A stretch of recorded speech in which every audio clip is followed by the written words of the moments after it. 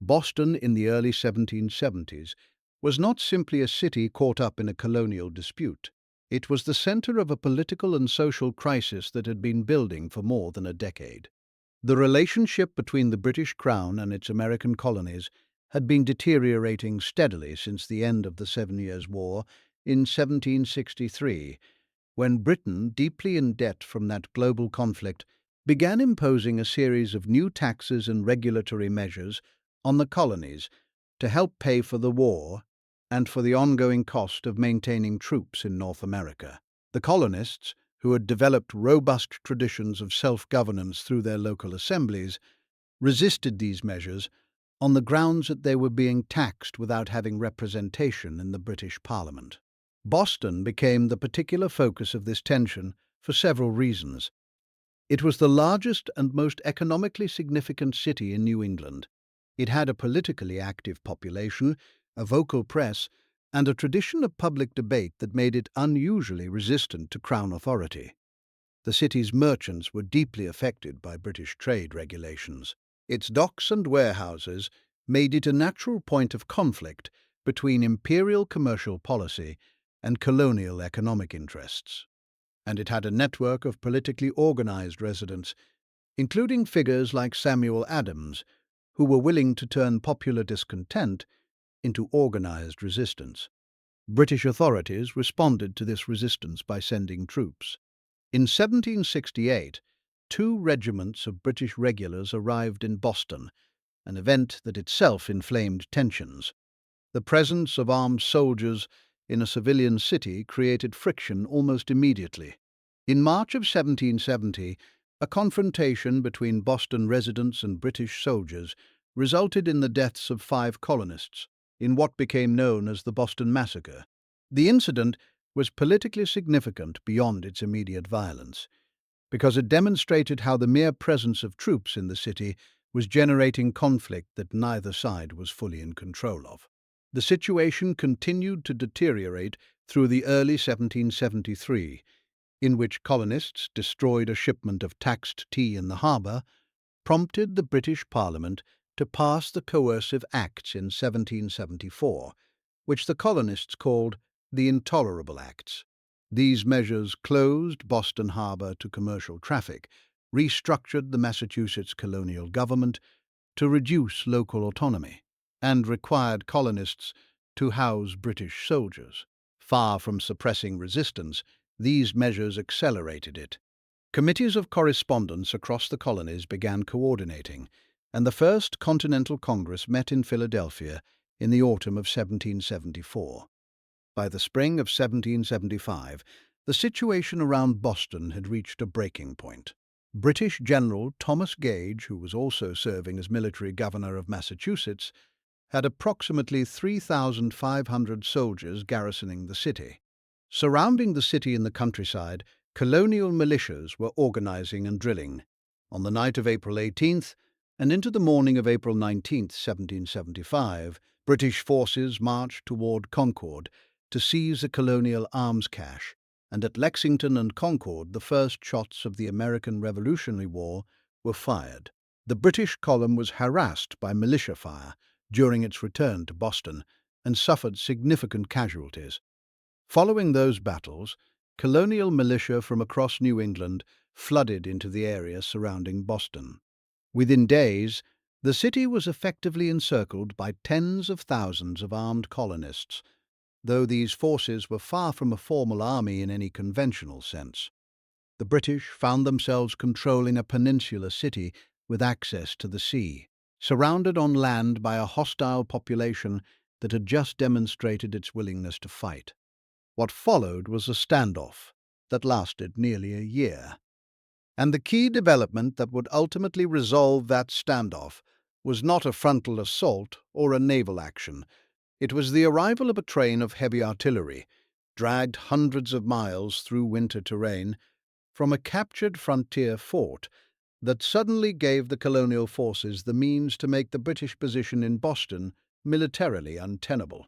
This is the story of how that happened, why it mattered, and what it meant for the early course of the American Revolutionary War.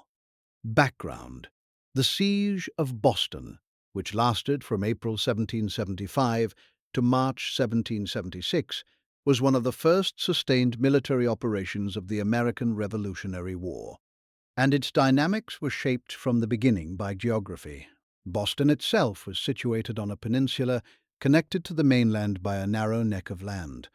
The harbour gave the British direct access to resupply by sea, which was a critical advantage. But the same geography that made Boston accessible by water made it difficult to defend against a surrounding land force that controlled the elevated terrain on both the Charlestown and Dorchester peninsulas flanking the main harbour. After the battles of Lexington and Concord on April 19, 1775, the response from colonial New England was immediate and large in scale. Militiamen from Massachusetts, Connecticut, Rhode Island, and New Hampshire began arriving in the area surrounding Boston within days.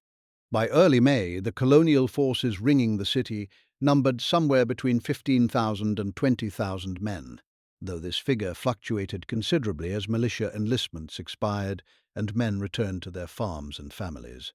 The colonial forces established a rough arc of encampment stretching from Chelsea in the north, around through Cambridge and Roxbury, to the south of Boston, effectively sealing the land approaches to the city. The British response was largely defensive.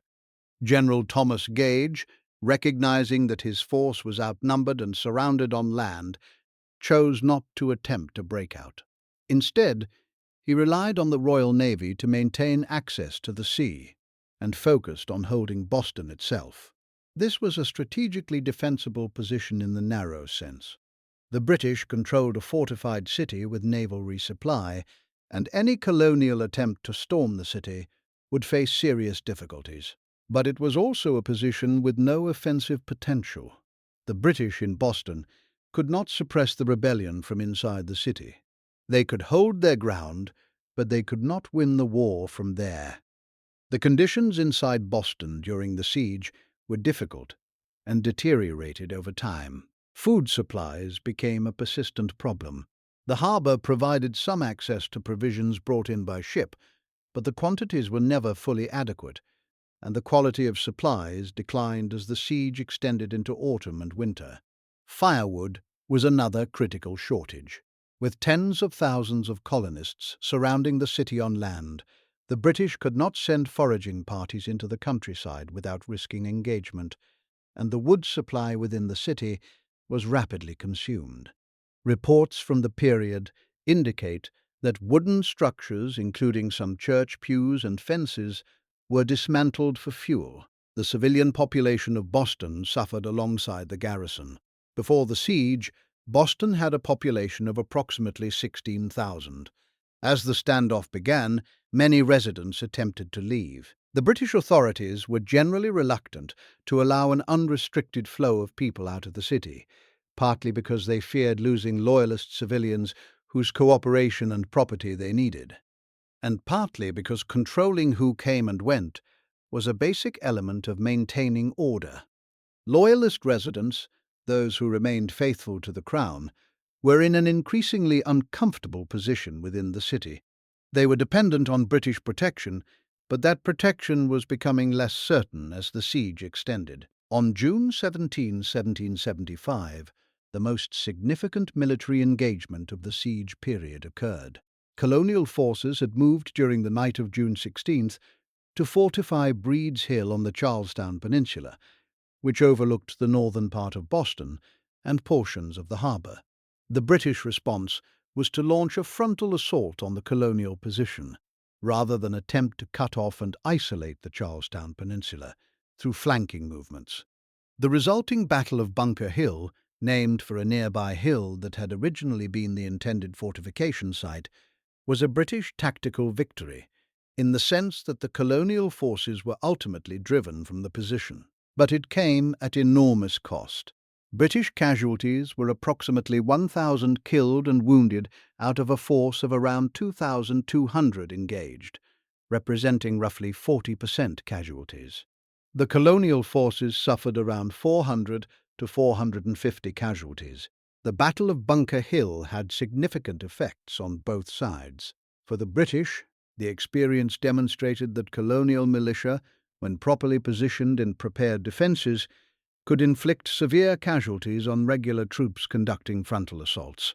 The notion that the rebellion would be quickly crushed by disciplined professional soldiers proved to be incorrect. General Gage, who had already been regarded with some skepticism by his superiors in London, was subsequently replaced as Commander-in-Chief of British forces in North America by General William Howe. Gage returned to England in October 1775, his career in America effectively over. Howe inherited a situation that had not fundamentally changed. The British still controlled Boston and its harbour, and the colonial forces still encircled the city on land.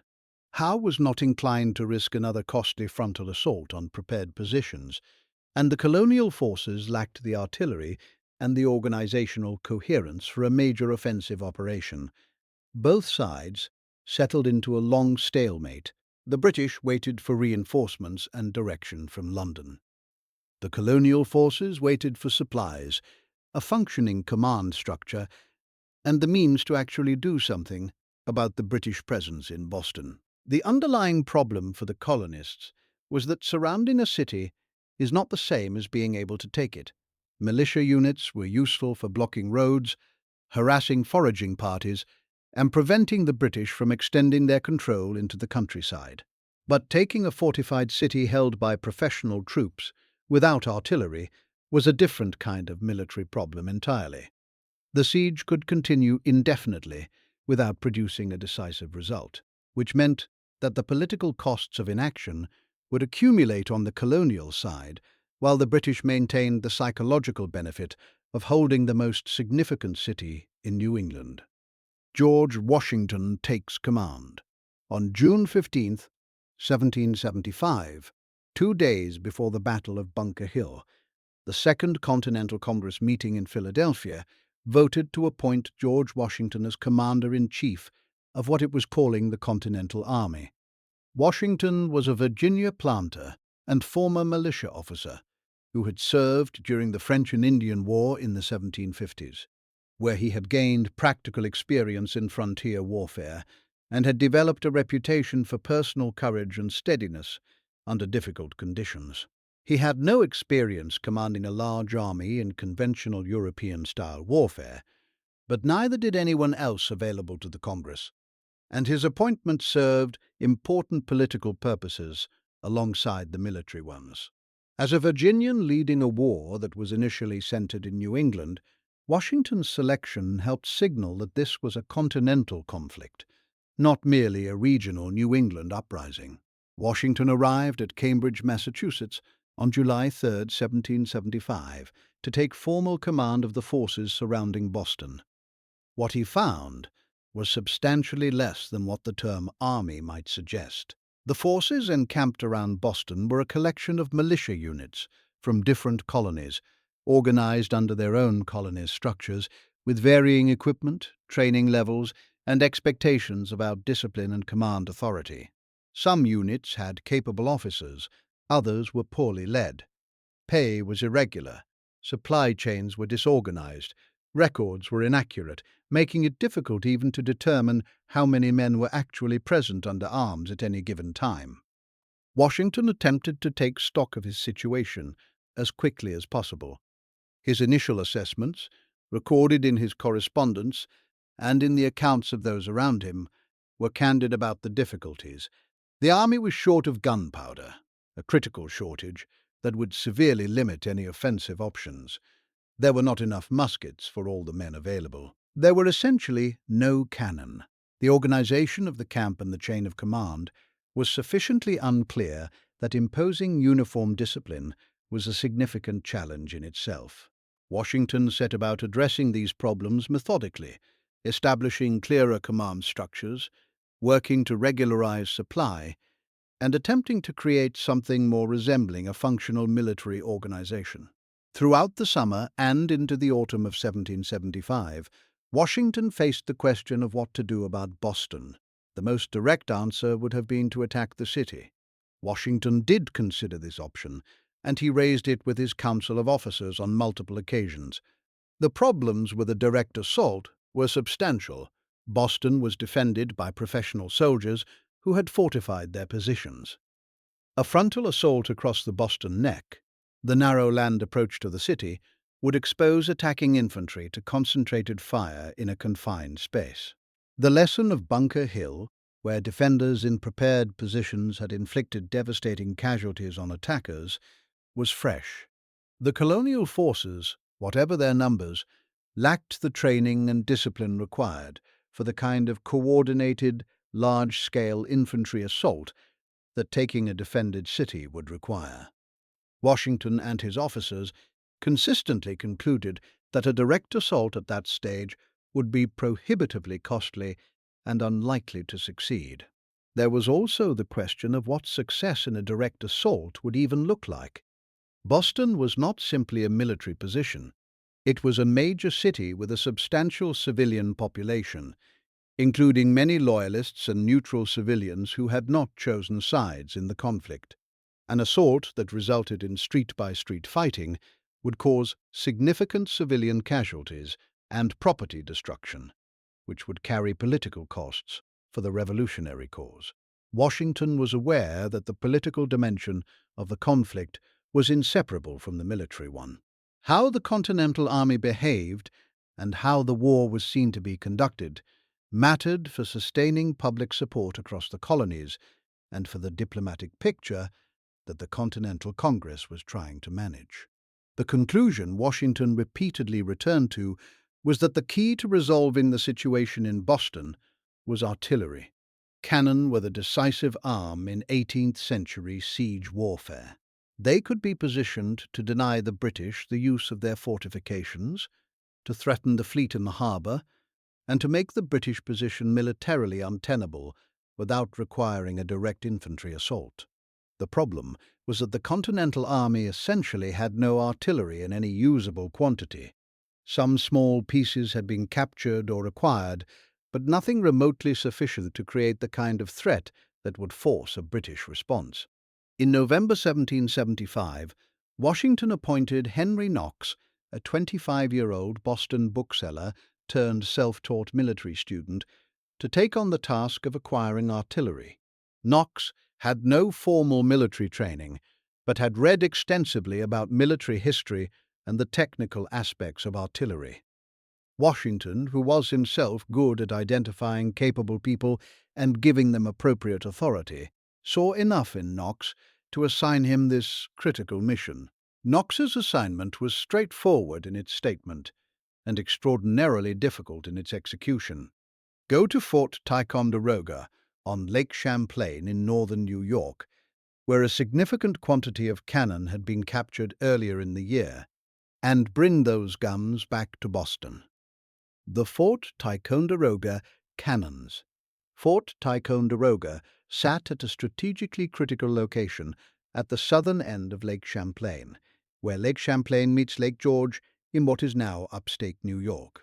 The fort had been built by the French in the 1750s during the French and Indian War and originally named Fort Carillon.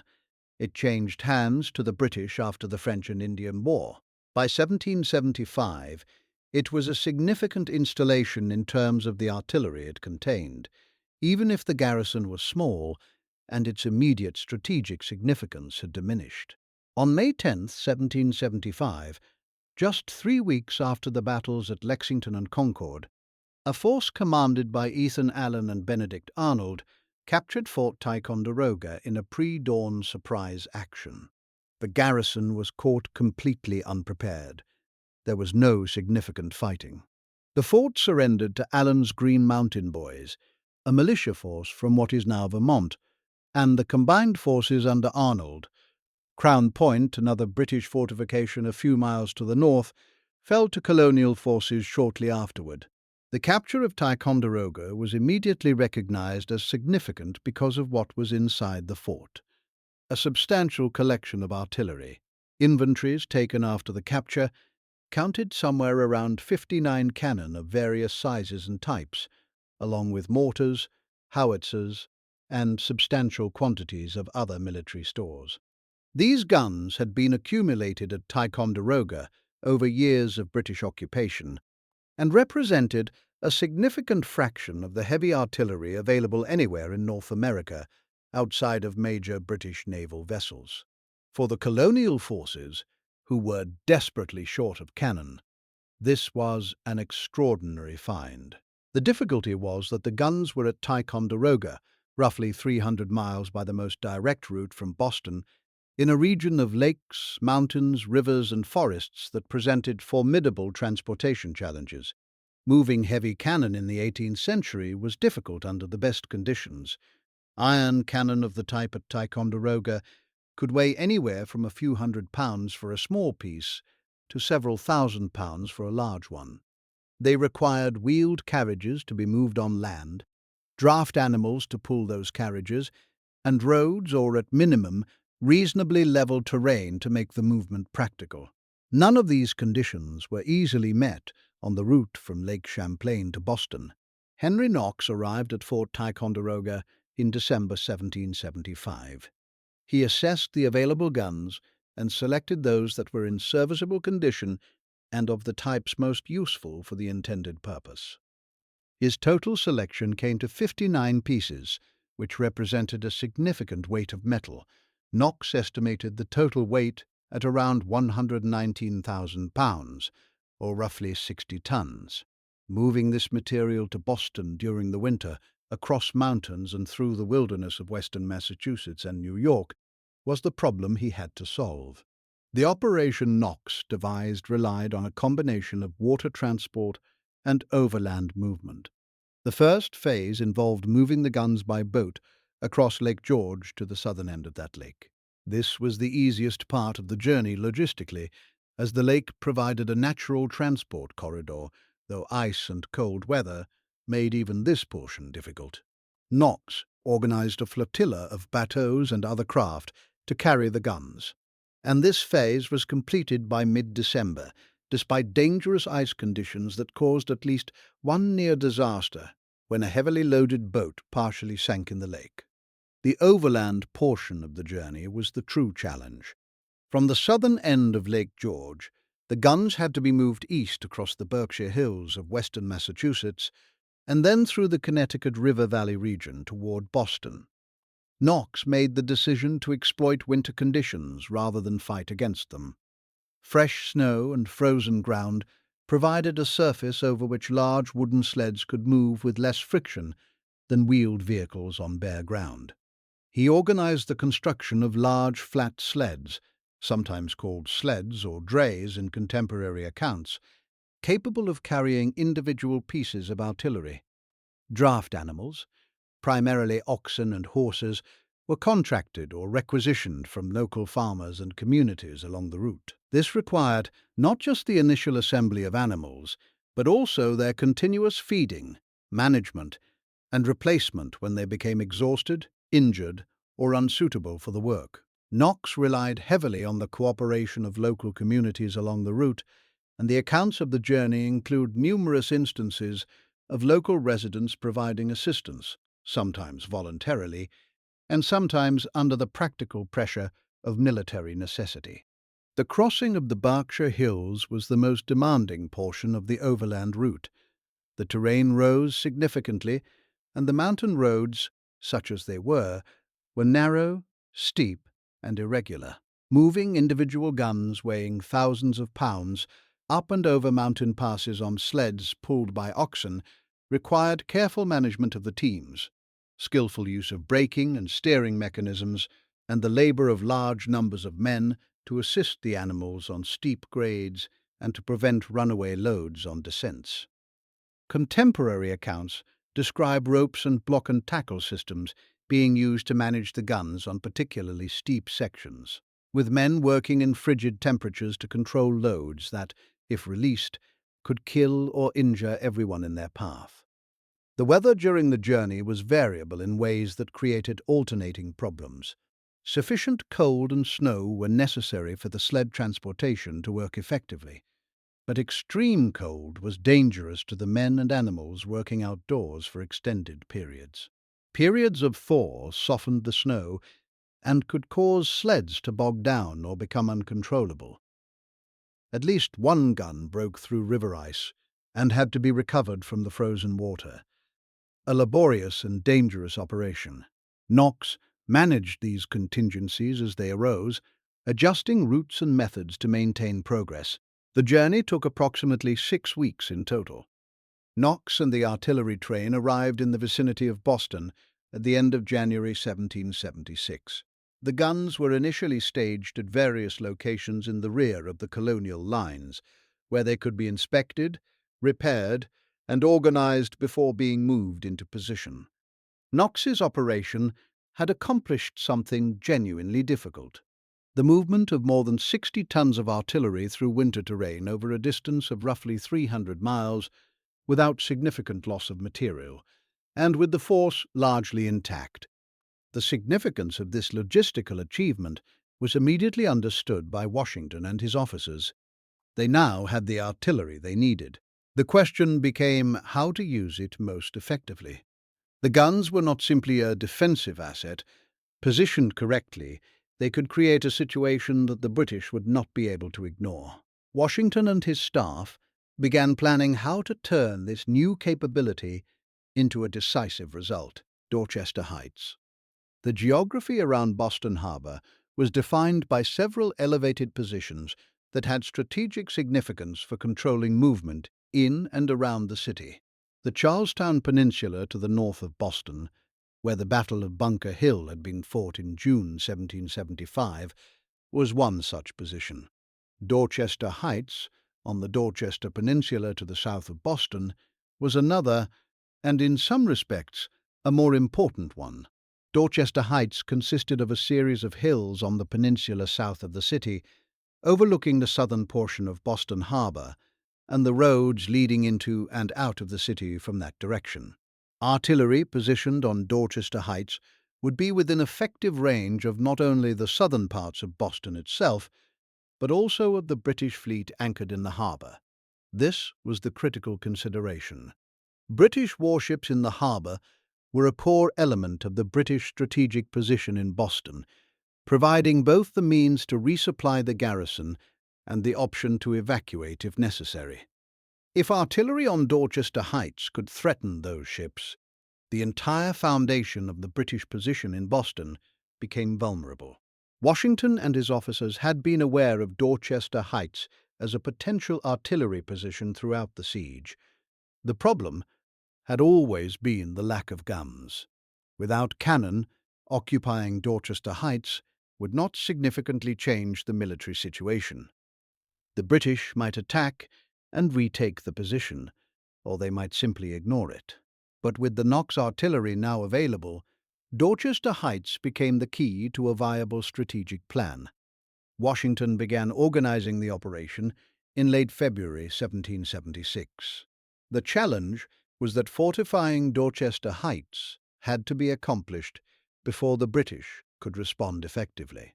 If the British became aware that an American fortification effort was underway on the Heights, they could send troops to prevent it, or they could open artillery fire on the working parties. The ideal outcome was to have the fortifications substantially complete and the guns in position before the British realized what was happening.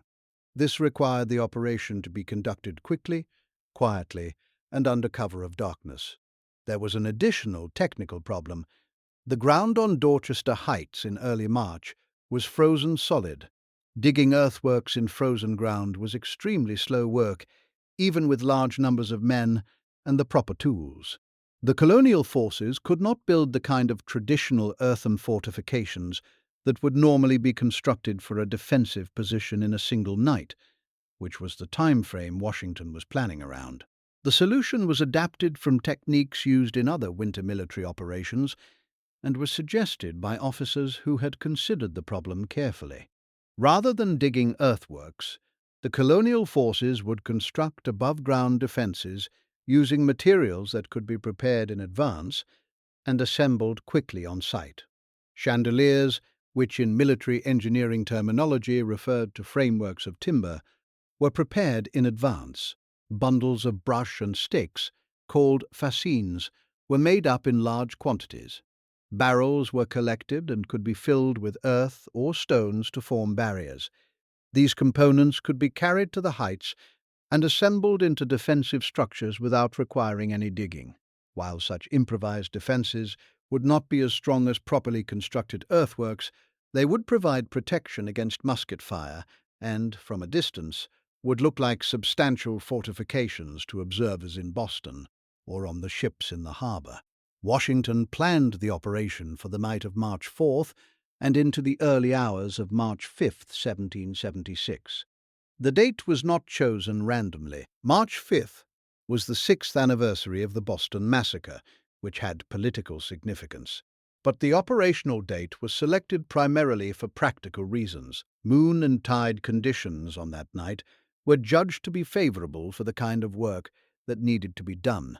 Washington also arranged for a diversionary artillery bombardment of Boston on the nights of March 2nd, 3rd, and 4th, using some of the newly arrived guns. This bombardment served multiple purposes. It tested the range and performance of the artillery. It somewhat habituated the British to the sound of cannon fire, so that any noise from the Heights operation might be attributed to the bombardment, and it generally kept the British occupied and perhaps less attentive to movement on the Dorchester side. On the night of March 4th, approximately 800 men under the command of General John Thomas began moving up Dorchester Heights with the prepared materials. They were followed by additional parties, bringing the first of the artillery pieces. The total workforce engaged in the operation over the course of the night was approximately 2,000 to 3,000 men, working in shifts to keep the effort continuous. The ground was covered with straw on the approach routes to muffle the sound of wagons and movement. The night was clear, but with a significant amount of haze, which helped conceal the operation from British observers. The work proceeded through the night at a pace that the colonial officers and later observers found remarkable. By dawn on March 5th, substantial defensive works had been constructed on the heights, and a number of cannon were in position and ready for use. Contemporary British accounts described the shock of seeing the fortifications appear apparently overnight. General Howe, when informed of what had been accomplished, reportedly remarked that the Americans had done more work in a single night than his whole army could have done in a month. Whether this precise statement was actually made is uncertain, but it captures the genuine surprise of the British response. The significance of what Washington had accomplished was immediately apparent to everyone on both sides. Artillery on Dorchester Heights, within range of the harbor, meant that the British fleet could no longer consider itself safe in its anchorage. Cannon fire from those positions could threaten the ships directly, and cannon fire from ships responding to the threat would be directed uphill at prepared fortifications, a distinctly unfavorable exchange. The entire logistical foundation of the British position in Boston, the resupply by sea, the option of evacuation by sea, the freedom of the fleet to operate in the harbor, had suddenly become contingent on what happened with those guns on the heights. British reaction and decision. General William Howe, commanding the British forces in Boston, was informed of the American fortifications on Dorchester Heights on the morning of March 5th, 1776. The situation was immediately understood to be serious. Howe had several options available to him, and he considered each of them in the context of his available forces, the weather conditions, and the broader strategic picture. The most aggressive response would have been to launch an immediate assault on Dorchester Heights to drive the American forces off before they could consolidate their position and bring all their artillery to bear. Howe ordered preparations for exactly this kind of operation. A force of approximately 2,200 soldiers was assembled and prepared to embark on boats for a landing on the Dorchester Peninsula, from which they would attack up the heights. The plan was to conduct this operation during the daylight hours of March 5th, which would give the attacking force some ability to coordinate their movements and to use their firepower effectively. The parallels to Bunker Hill were not lost on the British officers, who were asked to plan and execute this assault. At Bunker Hill, Attacking uphill against prepared positions had produced catastrophic casualties, even when the colonial defenders were eventually driven off. At Dorchester Heights, the colonial defences, while constructed in a single night and therefore not as strong as fully developed fortifications, were already more substantial than they appeared at a distance, and they were backed by artillery. An assault on those positions would require boats to transport troops across a stretch of water, a landing under potential artillery fire, and then an uphill assault against an enemy with the advantage of ground and cover. The British officers who examined this prospect were deeply uneasy about it. Howe's planning was interrupted by a change in weather. During the day on March 5th, as preparations for the assault were continuing, a significant storm developed. Strong winds and heavy seas in the harbour made boat operations dangerous or impossible. The planned assault could not be launched. The British forces stood down. The transports returned to their moorings, and the assault was postponed to the following day. The weather did not improve in a way that allowed the assault to proceed. Through March 6th and 7th, conditions in the harbour remained unfavourable for the kind of amphibious operation that an attack on Dorchester Heights would require. Meanwhile, the American forces on the heights were not idle. Every hour that passed allowed them to strengthen their fortifications, bring up more artillery, and improve their position. What had been improvised works on the morning of March 5th was becoming a more substantial fortification by March 7th. The window for an assault that might have had a reasonable chance of success, if such a window had ever truly existed, was closing. During this period, Howe and his senior officers were also thinking about the broader question of what holding Boston was worth. The city had been the centre of the conflict in 1775, but by early 1776 the strategic picture had shifted. The rebellion had spread well beyond New England. The Continental Congress was in Philadelphia. Colonial governments were operating across 13 colonies. The idea that suppressing resistance in Boston would suppress the rebellion generally had been undermined by the events of the past year. Even if the British managed to drive the Americans off Dorchester Heights, they would still be in the same fundamental position they had been before, holding a city surrounded by a hostile population, with no prospect of extending their control without a campaign that would require far more resources than they had available. The practical military problem reinforced this strategic reassessment. With artillery on Dorchester Heights, the British fleet could not safely remain in the harbour indefinitely. Remaining in Boston meant accepting a permanent threat to the ships that were the logistical backbone of the garrison. If those ships were damaged or driven off, the garrison would lose its line of supply and its option of retreat. The position would become untenable in a more complete and dangerous way than it already was. Howe also had to consider where his forces might be better used. London had been planning a more ambitious campaign for 1776. Significant reinforcements were expected to arrive in North America over the coming months. The objective for the summer campaign of 1776 was likely to be New York, which was a far more strategically significant position than Boston. New York's harbour and geographic position made it the most important city on the Atlantic coast for military purposes. Concentrating forces there, rather than defending Boston, was a strategic logic that Howe could see clearly. The conclusion that Howe reached some days after the appearance of the American fortifications on Dorchester Heights was that evacuating Boston was the correct course of action. This was not an easy decision, and it had significant political costs. Abandoning Boston meant conceding the city, the most symbolically important British position in America, to the rebels. It would be seen in London and across the empire as a failure, and Howe knew it would attract criticism. But the alternative, attempting to maintain a position that had become militarily precarious while potentially taking the casualties of another Bunker Hill-style assault, was worse. A negotiation of sorts took place through intermediaries. The colonial forces wanted the British to leave without destroying the city. Howe wanted an assurance that his withdrawal would not be interfered with, and that the colonial forces would not fire on the fleet as it departed. Neither side made a formal written agreement, but understandings were communicated, and the British proceeded with their preparations for evacuation. The evacuation of Boston. The evacuation of Boston was a substantial military and logistical operation that took approximately 2 weeks to complete, from the time the decision was finalized to the actual departure of the last British forces.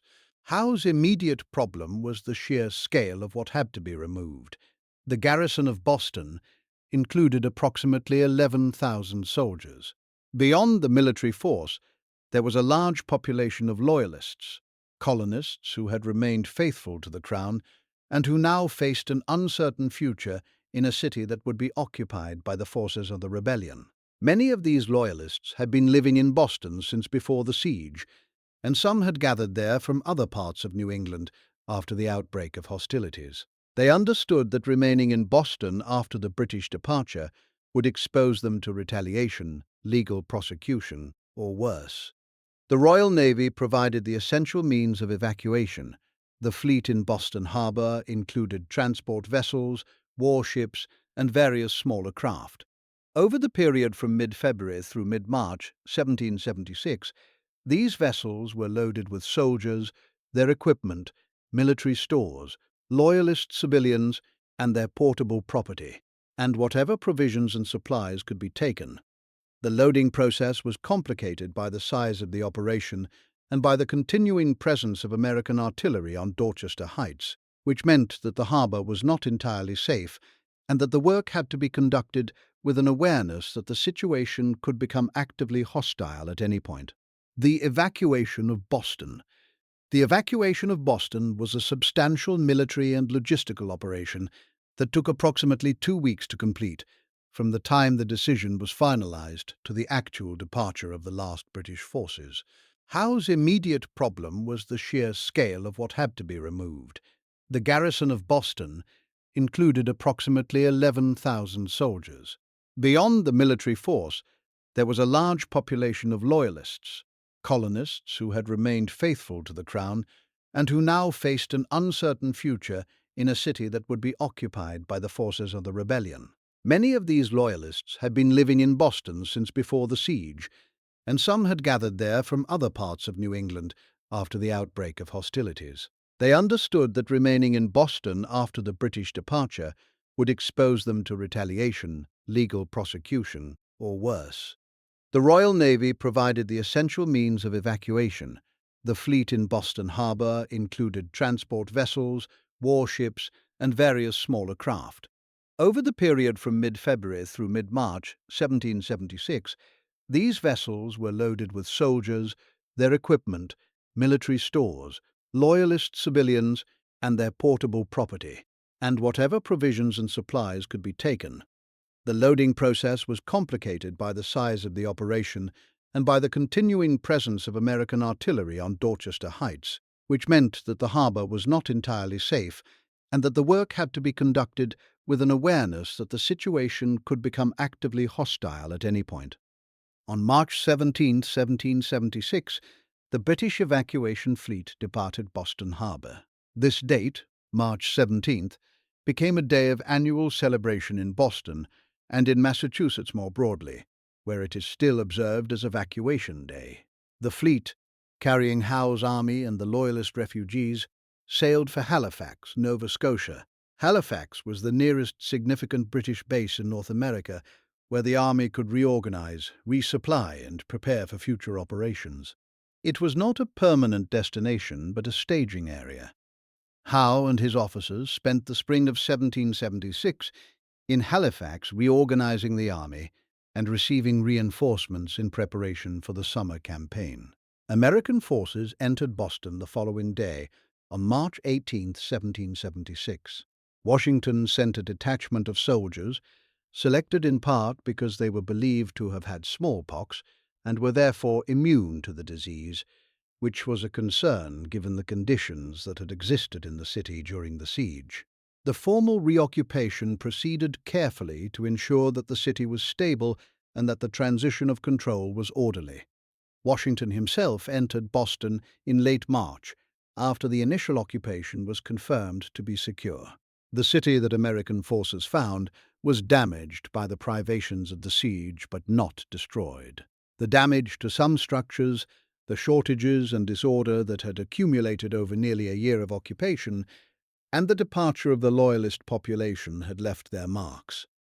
But the essential infrastructure of one of the most important cities in North America was intact, and the harbour was operational. For the Continental cause, this was precisely the outcome that had been hoped for: strategic consequences.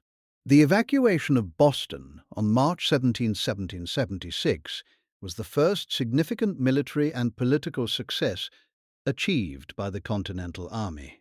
To understand what it meant strategically, it is useful to consider what the situation had looked like just a few months earlier, and what had changed. In the autumn of 1775, the Continental Army surrounding Boston was an organization in the process of formation, short of nearly everything that a functioning army required, including gunpowder, weapons, trained officers, disciplined soldiers, and above all, artillery. The British held the most important city in New England and showed no signs of being driven out. The siege was consuming colonial resources and political attention without producing a result. There were real questions debated in the Continental Congress and in colonial political circles about whether the siege could be sustained and whether the Continental Army was capable of achieving anything against professional British forces.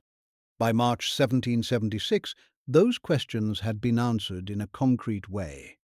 The Continental Army had acquired artillery through a logistical effort of genuine difficulty, positioned those guns in a way that made the British position militarily untenable, and compelled the evacuation of Boston without a major frontal assault and without the casualties that such an assault would have entailed. The operation demonstrated several things that were not previously certain: that the Continental Army could plan and execute a complex military operation successfully, that artillery could be the decisive element in a strategic situation, and that British forces, when their position became genuinely vulnerable, would withdraw rather than accept unsustainable losses. The effect on morale was significant. Washington and the Continental Congress understood the importance of maintaining popular support for the war across the 13 colonies. A rebellion that appeared to be making no progress against the British was vulnerable to political erosion, as the costs of fighting accumulated and the benefits remained unclear. The fall of Boston reversed that narrative. Here was a concrete achievement. The British Army had been compelled to abandon the most significant city it held in America, and had sailed away. Whatever came next, this was a demonstration that the Continental cause was viable. The significance for the international audience was also important, though the full implications of this would take time to develop. France, Spain, and other European powers with reasons to be interested in limiting British power were watching the American conflict with careful attention. A rebellion that could force a British evacuation of a major city was one worth taking seriously as a potential partner. The path to French alliance, and ultimately to French military intervention, was a long one, running through years of additional fighting and eventually through the American victory at Saratoga in 1777. But the evacuation of Boston was part of the cumulative evidence that the Americans could, in fact, fight effectively. The evacuation also forced a reconsideration of British strategy. The implicit assumption behind the initial British approach to suppressing the rebellion had been that a relatively modest show of force would be sufficient to overawe the colonial population and restore obedience. Bunker Hill had challenged that assumption. The evacuation of Boston confirmed that the assumption was wrong. Suppressing the American rebellion would require a sustained, large-scale military effort of a different order than what had been attempted in 1775 and 1776. British planning for the 1776 campaign accordingly became much more ambitious, centered on an invasion of New York with substantial reinforcements that eventually brought the British force in North America to over 30,000 troops. The shift of the war's main theater to New York is one reason why the evacuation of Boston is sometimes given less attention in general historical accounts than it deserves. The New York campaign of 1776, which involved large-scale battles on Long Island and Manhattan, the British capture of New York City, and Washington's difficult retreat across New Jersey, was a more dramatic sequence of events that included significant American defeats. It is easier to write compellingly about Trenton and Princeton, the low point, and then the recovery of December 1776 and January 1777, than about the relatively quiet resolution of a siege through careful positioning and logistics. But the importance of an event is not proportional to its drama. The evacuation of Boston established certain patterns and demonstrated certain principles that would continue to matter throughout the war. It showed that Washington's approach, favoring careful preparation, strategic positioning, and avoiding costly frontal assaults where possible, could produce results. It demonstrated that artillery was a crucial arm that the Continental forces needed to acquire and use effectively. It showed that the British, operating far from home with limited flexibility in their supply and reinforcement, were not willing to accept unlimited casualties to hold any given position. And it showed that the Continental Army, properly supported logistically, could accomplish military objectives that required sustained organizational effort over a period of months. The Loyalists who evacuated with the British fleet also become part of the war's consequences in a way that extended beyond the immediate military situation.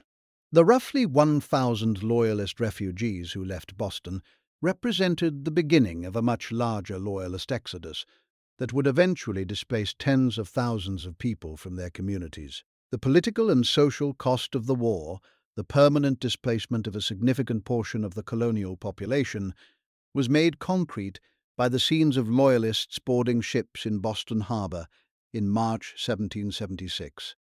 This was a dimension of the conflict that the evacuation made visible in a way that political debates and proclamations had not. Conclusion. The story of the British evacuation of Boston in March 1776 is, at its core, a story about how military situations are shaped by logistics, geography, and preparation, and about how those factors can matter as much or more than the direct engagement of forces in battle. The British occupied Boston from a position of apparent strength. They held a fortified city with access to the sea, backed by the most powerful navy in the world. Their soldiers were professional troops with training and experience that the colonial forces could not match.